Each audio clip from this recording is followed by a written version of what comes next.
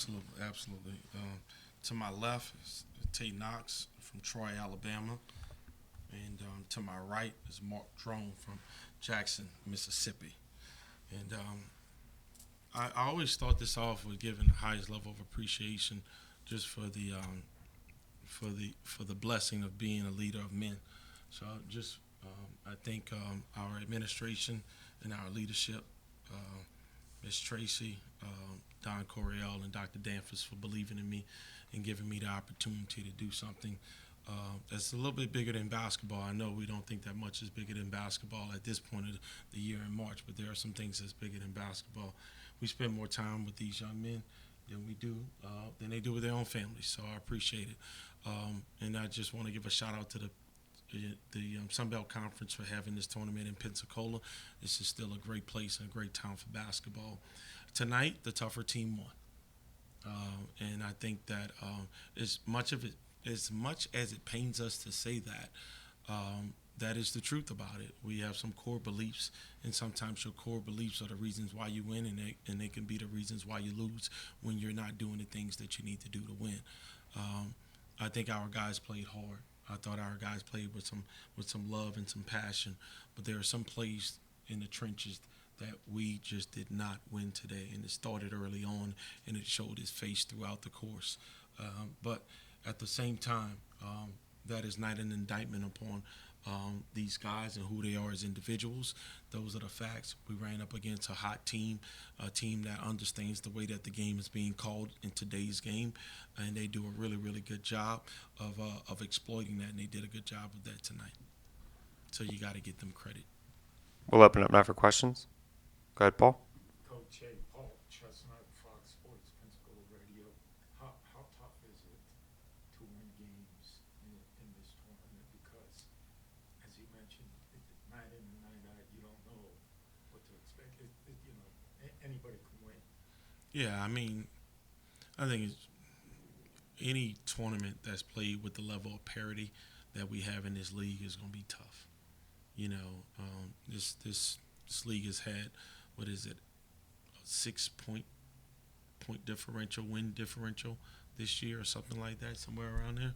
Not many teams are getting blown out. These games are close. So it's going to come down to a few things: offensive rebounds, free throws, turnovers, and then 50-50 balls. So it's tough, but it's tough on the road. It's tough wherever you play in this league. It's a lot of parity in this league. That's what makes it a really good basketball league. I just wish that it got the kind of notoriety and the credit that it deserves as a basketball league. Is the first game always the tough one in Well, the tournament? yeah, I think so. I think if you can get past the first one, you can find a way how to get going, and you try to manage your rest and do all of those things, and you're on pins and needles trying to figure out who you're playing. You're trying to prepare for multiple concepts and things of that nature. But yeah, the first game is always the toughest. So but the reality of it is we played that team 3 times. I mean, 2 other times before today. You know, um, we know who they are. They know who we are. We're on the same side. They were better today. Do you like the way that the tournament is? No, I don't like it at all. Yeah, I mean, but I've been very upfront and open about that from day one. Anybody who would listen, I tell them I don't think it's healthy for kids. I think you got too much parity for a tournament like this. I think is absolutely ludicrous.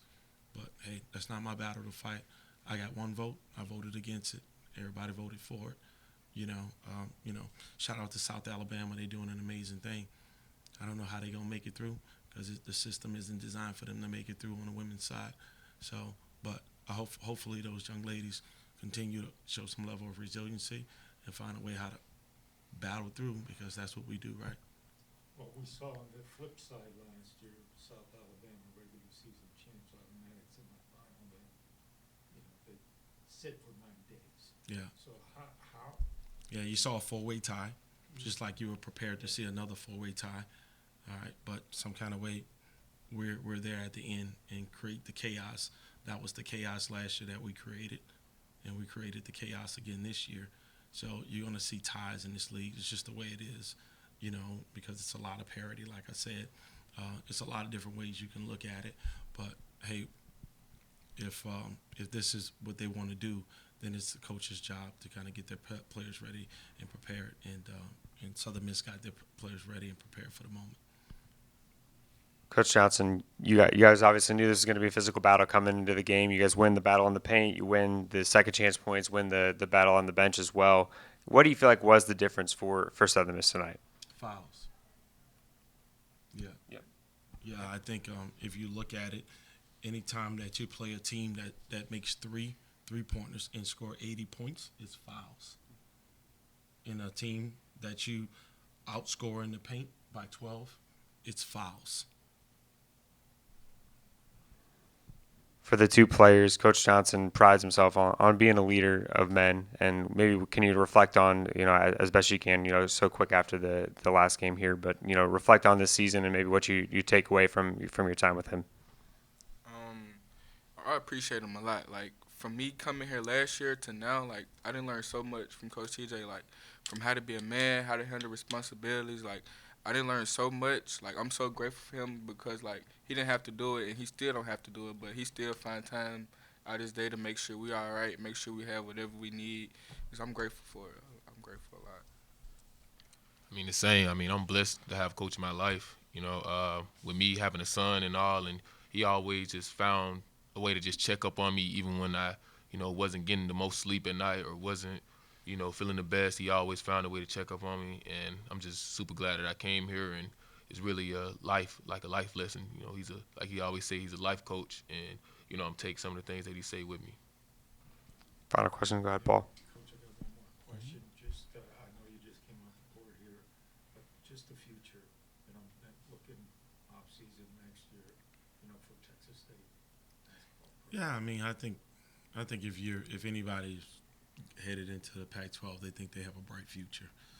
You're the lone representative of the Pac-12, which is widely regarded. It's going to be widely regarded as one of the top 5-6 basketball leagues in the country, in one of the best states, in the country, in Texas. So, I think you not only you love where you're headed. Now, this is also one of the largest leaps that's been made in modern day realignment.